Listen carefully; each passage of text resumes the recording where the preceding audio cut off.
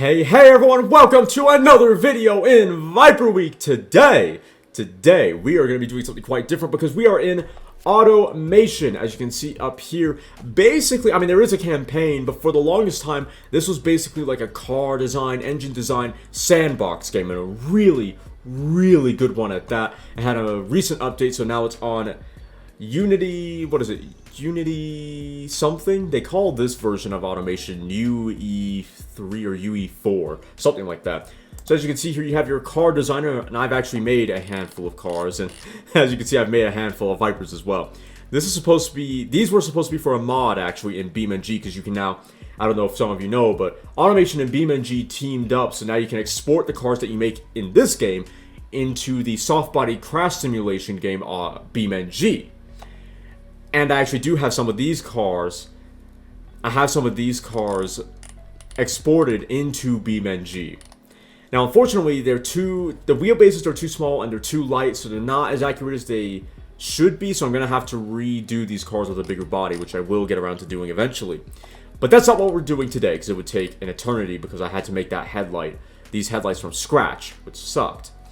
We are gonna go into the engine designer and go into the sandbox mode, and we are going to make the Gen 3 Viper V10. I believe the engine order code was EWC for that one. That's the engine code for that, like RB26 is for the Nissan straight 6 turbocharged engines, while EWC for the Gen 3 Viper engine. So we're going to be making that engine today. As you can see, we have a Gen 5 V10, a post-2015 clone. So that, instead of having 640 horsepower, has 645 horsepower. So let's go into a new engine family here. And you can actually change when you make the engines, and when you make the engines has a hand on what options you have here. So we can go in 2012, 2020, you have all these same ones, so 2010, 2000, 1990. So you can do a V10, but if you go before that, there is no 90-degree V10 there. There is a 60-degree V12, but yeah, which sucks. So we're going to go here. Then we're going to go to 2003. So 90-degree V10. Let's get it started. There you go. Look at that. Look at the piston. They really did upgrade the modeling on the block and the pistons, because before it was pretty good, but thanks to a recent update, it just looks even better now. So the block material is aluminum. Ooh, that's bright. Was that cast iron? Yeah. Then whatever that is. So aluminum. And then I have the, let's go. I need my OneNote file here. So the bore, 4.03, and the stroke is 3.96 for the Gen 3 engine. So 4.03 I said. 4.04, okay, and then 3.96. Keep going, 3.96. Oh, 3.99. Wait, okay, not 3.99, 3.96. There we go, okay. So here we go. So like I said, I got all the engine specifications that I need in order to make this engine as realistic to the proper engine as possible. So there, 2 valves, head material is also aluminum. There you go.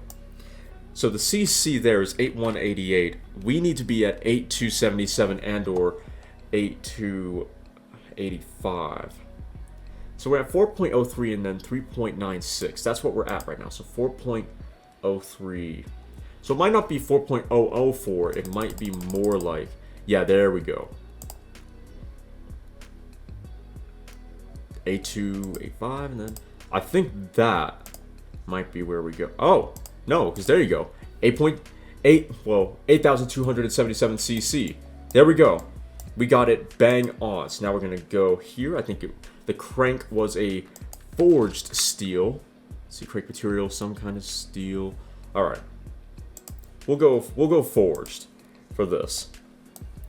Then the conrods, I believe they were a lightweight forged aluminum, if I remember correctly. Piston material, cast aluminum. Yep, awesome. Oh wait, that's the conrods. Whoops, conrods before the piston heads. So conrod material, cracked steel. So there's some level of steel. Cast, or I think I'm gonna go heavy duty forged, with the, let's see, max RPM, lightweight, forged. I feel like I'm going to go with that one. And engine quality, we're going to go all the way up to a 12. Nice! So the Gen 3 Viper V10 has a compression of 9.6 to 1. And we have 9.6 to 1 here on my OneNote file. So the standard compression and automation is exactly what the Gen 3 V10 compression is.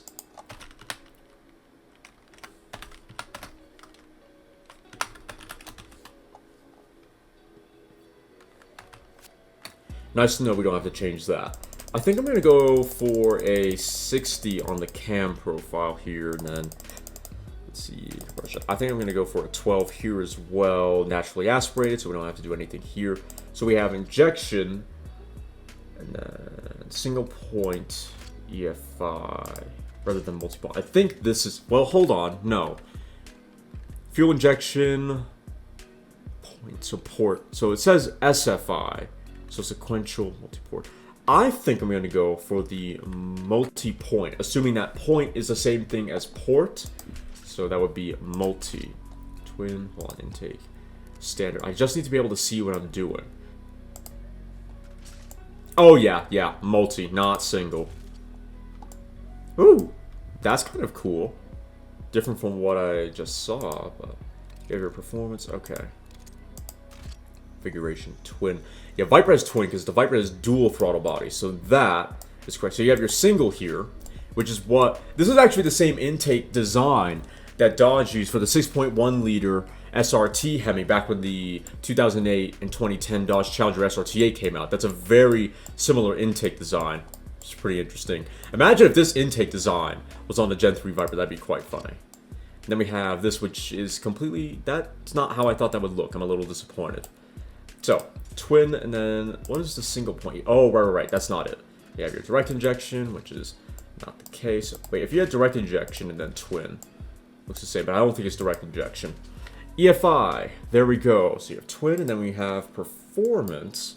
So standard, not standard, then you have your race, which isn't all that incorrect to how it looks, to how the real intake box looks, but I think it's definitely more like this. Sort of, okay. So, we had twin, which is correct, the performance, which is correct. I think the regular 91 will be what we do, and then 6,000. Once again, a 12. Mixture, I'm going to go for that. We'll leave the ignition timing. So, I forgot to look at what the Viper exhaust manifold design is like. So, it's not cast, because that's ugly. It's not the race, as beautiful as that is. Look at the welds. Look at the welds in this game. Gorgeous. Gorgeous, gorgeous, gorgeous. But I don't think that is correct, so we will not be going for that. Is it? Do they have single? Yeah, it should be dual, like that. Okay. I don't think it's... Is it long tubular? I think it's just tubular. As far as I saw, it's 2.5 inch. So, three-way catalytic converter, and then we have, I guess, a baffled single muffler or straight through. I think it's baffled, that's the way it looks. And then there's no second muffler here. And then we go up to a 12. Then engine aesthetics. Oh, right, they changed this. So, yep, that is red. That looks good. Bolts, the intake manifold. The intake manifold should be not a chrome. A steel. Steel would be the incorrect. There we go. Aluminum. Yep. That is correct. Actually, wait a minute, because the Viper. Hold on, the Gen 3. Let me open up my phone here and have a look. Because if I remember correctly, the Gen 3 Viper engine doesn't necessarily. I thought it had one big intake. Like one big throttle body. 2003 Dodge Viper engine, because I thought with the Gen 4 that's where they moved to the dual throttle bodies. I thought they moved to the dual throttle bodies, an idea they carried over on the Gen 5. Let's see. So it does look like there's twin, for lack of a better word, twin intake tunnels, or like, yeah, intake tunnels in the manifold here. Let's see, is that? Yeah, I'm not sure. They're dual throttle bodies, like they were on the later V10, on the Gen 4 V10. Because even the intake manifold design was a little bit different. But we'll leave the aluminum for now, because that is correct. You have the valve train trim. I'm not sure what that's for. We'll just leave it. Bolts, we'll leave the bolts. Alright, back to the fuel system here. So, we can't really go to single... Like, that's a little bit closer. But it's not... It's actually not correct. It's twin, but not twin. That is all kinds of incorrect. So if we go here with the standard... That's more like... What's funny is that this is more like the Gen 1 V10 intake manifold here. Well, Gen 1 and 2. Performance is closer to what they went to in the Gen 3, and then... Yeah... If we went per cylinder in race, what would that do? Okay. Okay, that would do like the McLaren ASC... Well, the Viper ASC Diamondback McLaren thing, and then if we went single standard... Okay. And then if we went standard performance, gotcha. Or well, I say that, single performance. Race. That's... See, it's close, but it's not it. Then if we went twin standard, and then twin race. No, twin performance, and then twin race, as we can see. And then we both know... We all know what that one is. So, twin performance.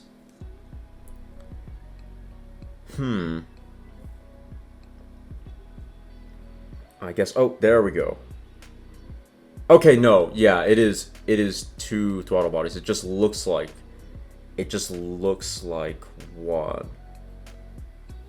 It's sort of like the cover that they use for the throttle bodies are different. So, on the Gen 3, it would appear that instead of... Can we go race? Okay, so instead of having this arrangement, where you have these two throttle bodies far away from each other like this, with this kind of intake, on the Gen 3, they go more for... Ooh, no, not that. Let's see, standard... No... They go more for like an immediate cover in front of it. Unfortunately, I don't know the technical lingo to say it properly, but... What I'm getting at is that the throttle bodies aren't separated onto their own manifolds like they are here. They're more like in the middle, joined by a similar arrangement to here. But I think this is the closest we will get. I think that's the closest we'll get to the Gen 3 V10. Yeah, it's just that the intake manifold... Yeah, the intake manifold on the actual Gen 3 engine is not so spread apart, so the throttle bodies are a lot closer. And then if I go to... Yeah, if I go to 2008, the intake manifold is still closer, but the tubes that they use on the throttle bodies are separated. So on the Gen 3, there's like one singular tube that feeds air into the throttle bodies. Whereas for Gen 4 and Gen 5 Viper V10s, they are separated tubes. They are dual tubes that feed from or get air from one singular air box. So the similarity between the Gen 3 and the Gen 4 is that they both get their air from one central air box that gets fed air from the hood scoop. We all know that. But the difference is that the Gen 3 seems to have has a singular oval tube that feeds to the throttle bodies, whereas the Gen 4 has dual tubes that feed separately into each throttle body. So the Gen 3 feeds a collective amount of air into both throttle bodies, whereas the Gen 4 and later Gen 5 feed air singularly into each throttle body. That's why I was confused with this, is because this is doing this is what I explained for the ladder engines. It's feeding air, well, semi-singularly into each throttle body, though it really isn't, because if it was, it would kind of be like that. Like, this is sort of the arrangement that's on the Gen 3. Whereas, again, the Gen 4, the Gen 4 and 5 are more like... Do we have a good example that I can use here? We don't. Yeah, basically, for the Gen 4 and 5, there's no connection here. It's separate and separate. Whereas... No, that's not it. Is it like this? Yeah. Whereas the Gen 3 is a lot like this, where you have the separated throttle bodies fed by this massive sort of tube / cover here. I think we'll go with that one.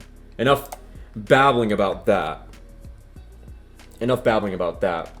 Because we have been belaboring that point for a while. Was it basic overhead? Oh, or classic. We'll go with basic. I say basic, that really should be modern, but oh well. So let's hear the engine and see how it sounds. It's 539 pounds apparently. Okay.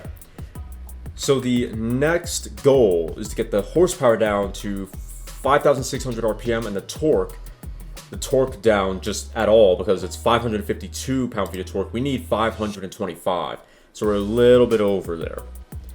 4 three-way catalytic converters. Well, we don't have that many. Blah blah blah. 2.5 to 3 inches.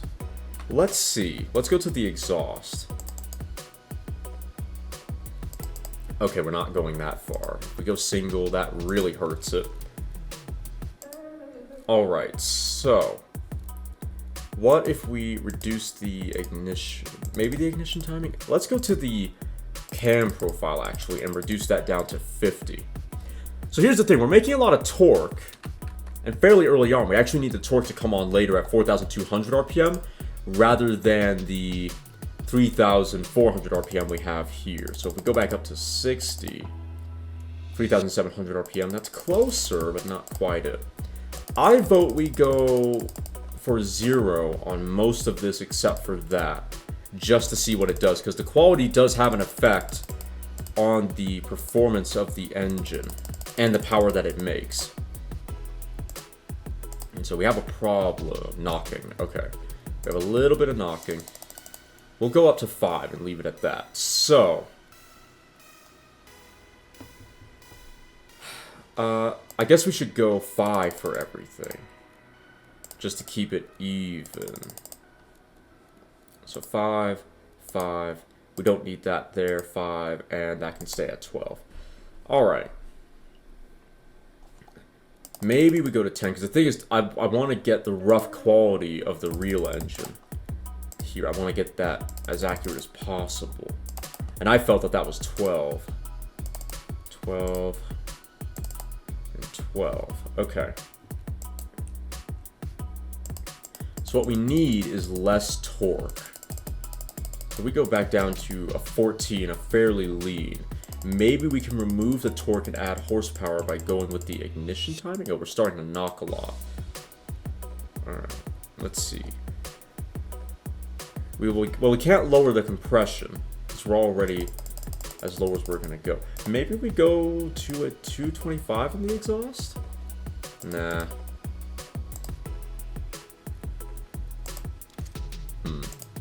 Alright, so we have no knocking.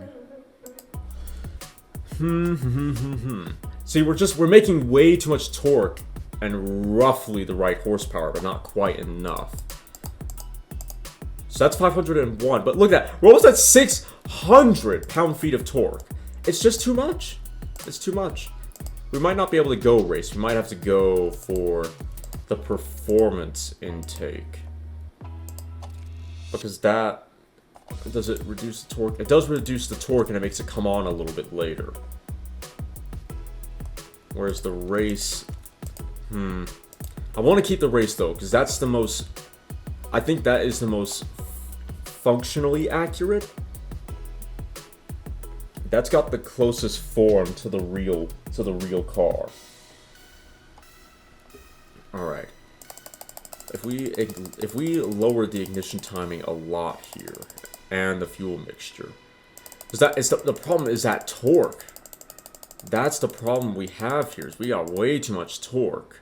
See, I've lowered it to basically stupid levels, and we still have too much torque. Okay, there we go. Now, if we go fuel mixture, so we need 525. If we go for the top end here, this is a good way of adding power. The cam profile is a good way of sort of reducing torque but adding horsepower. At least it is in this game. Alright, so we have good horsepower and we have good torque. In fact, we're a little bit too high up on the RPM. 4,400 RPM compared to 4,200 RPM for the IRL car. Okay, that's a little bit too far, so we'll do that. We're close now. We're within 100 with torque. But now we just need the overall torque number to go up a lot. What is the problem? The exhaust, yeah, that's fine. Okay. So we are relatively close. I don't want to do that, though. I really don't want to do that.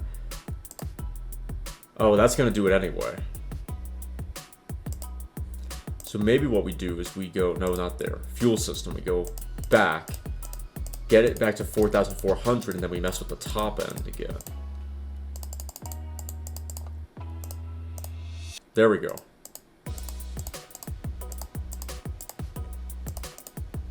Here we go. Cam profile, okay. Okay. Oh, 4,000 RPM, dang it. 4.1, 4.3. We're doing okay. 4,200 RPM, but as you can see, we're nowhere near the horsepower nor torque numbers that we need.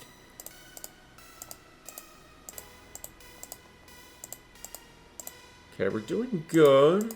It's coming on a little too late now. And we need more torque. Ah, we can't go any higher. Oh, if we go down. Okay, there we go. That's more torque. Just like we need it. See, here's the problem now. We're very near the horsepower mark, but we're nowhere near the torque mark.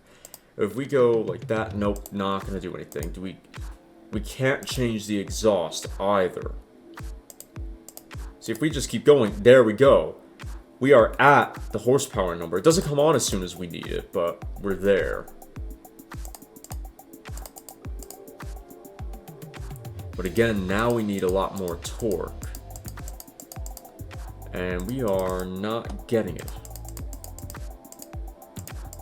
I think we're at, what, 12.5? Something like that.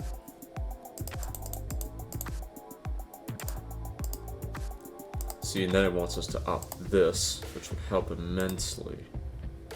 And we're at 3. Well, we can't go any higher than that. How far does it want us to go?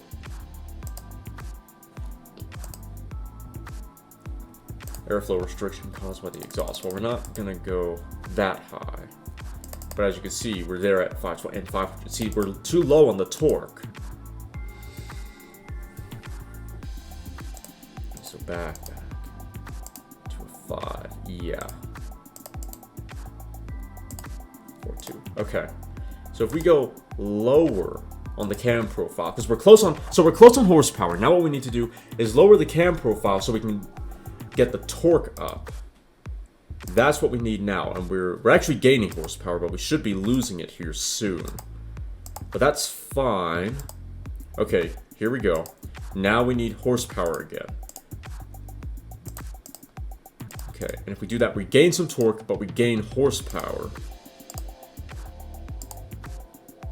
We're close. So I'm gonna go 1 down. Okay, 410. Should I go down again? That's a little too high. That might be a bit too high. We're not close enough. Down. Down. Wait, what? No, we want it to go up. We're really, really close. Okay, now we have too much horsepower. We still have too much horsepower and not enough torque, so we gotta go down again. We're really close now. Look at that. We're almost at 425 and we're at the right RPM. Ah, I can't go higher with that. Maybe we go one down on the ignition timing and then... Nah. That's as close as we're going to get right here. 501 horsepower at 6,000 RPM, and then 522 pound-feet of torque at 4,200 RPM. So, the good news, the really, really good news is that we are exactly at the RPM that we need to be at for torque. We're just a little bit down on torque. Horsepower, though, goes a little bit too high, but that's fine. Now, I want to change the fuel, I think. Maybe go to a premium. Doesn't really make a difference. Okay. So the exhaust diameter, 2.5 to 3 inches. We have some kind of steel for the crankshaft material. We have cracked steel, just steel for the con rod. We have cast aluminum for the piston material. So cast, not forged aluminum. So we're going to have to go to a cast, I think.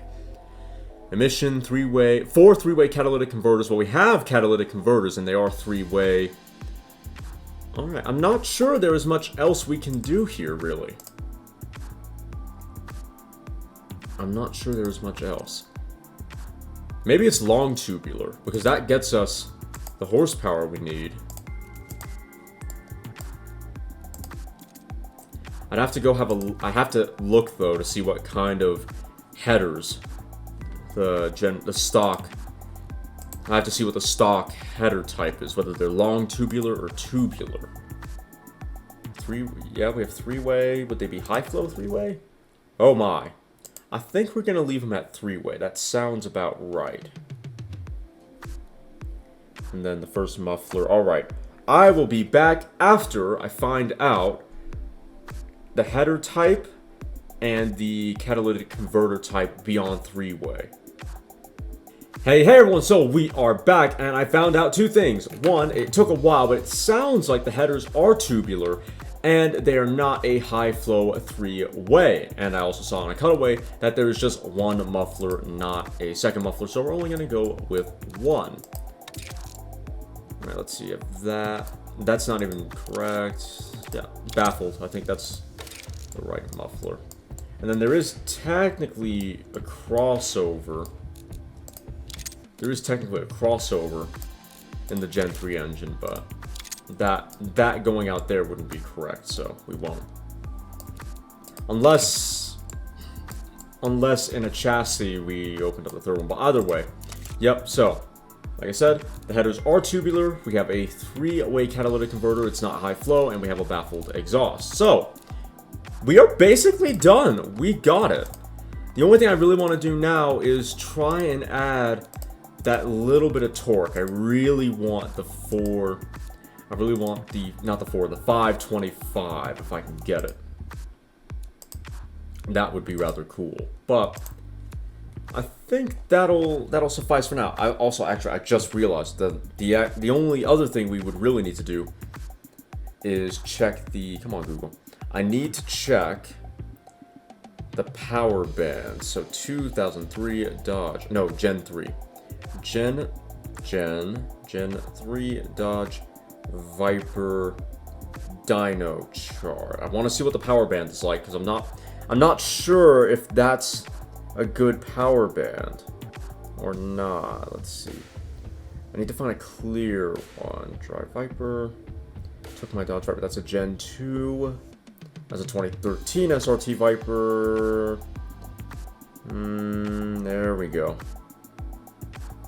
Results, graph horsepower. Okay, because I mean it's a fairly usable power band, but it seems a little peaky to me, and that's my problem. I want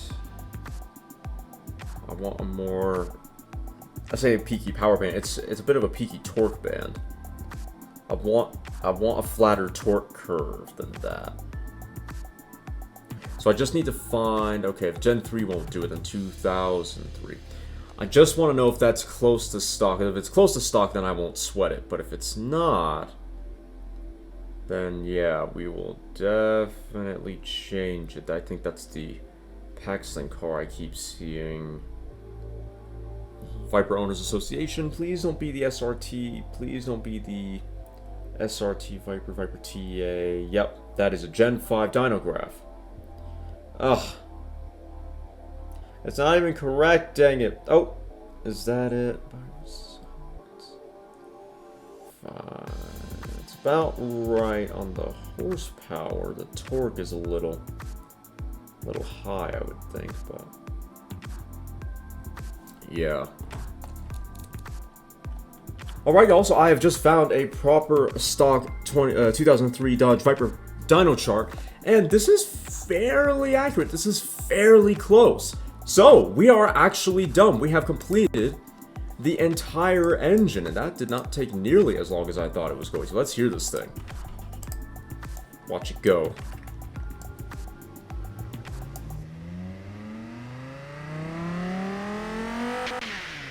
Nice. Very nice. And if we go back, you should be able to watch it. Yep, there we go. Kind of glitched out there, but the only real drawback is that the power does not come on soon enough, because in the real car it comes on at 5,600 RPM, not 6,000. But it is what it is. Not bad. 300. God, that's a lot of torque. That is so much torque low down.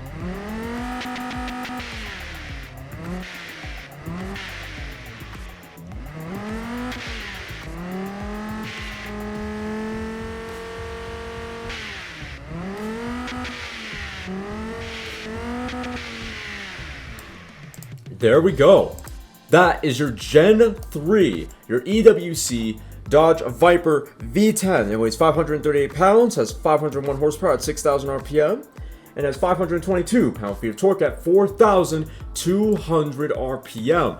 I can't believe how close we genuinely got to this. That is awesome. Let's go. Let's see. Family Gen 3 Viper V10 and stock, I suppose.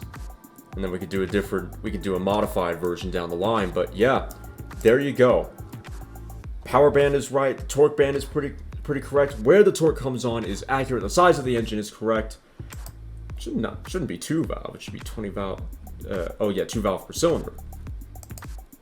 Yeah. There we go, everyone.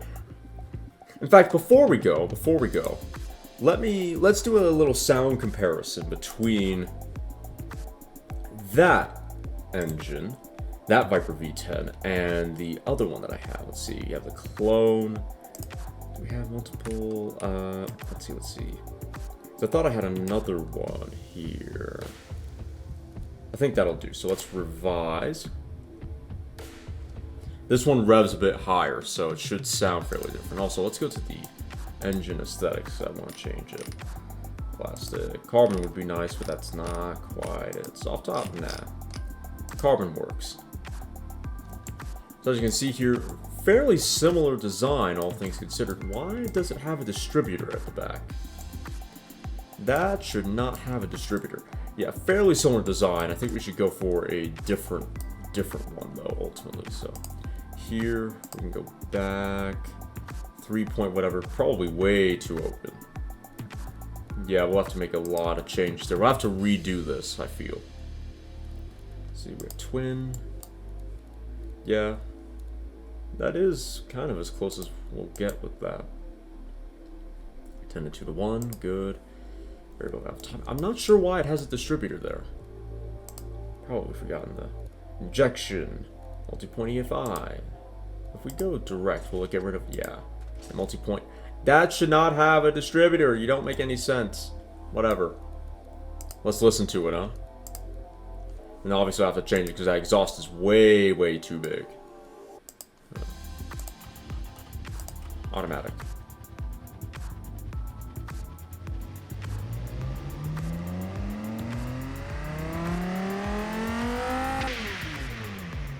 Fairly similar sounding.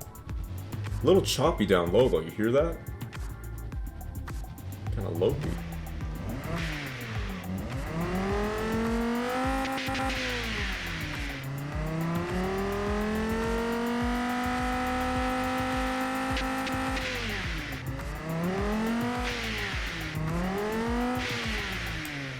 Yep, there we go. No, not automatic. Yep.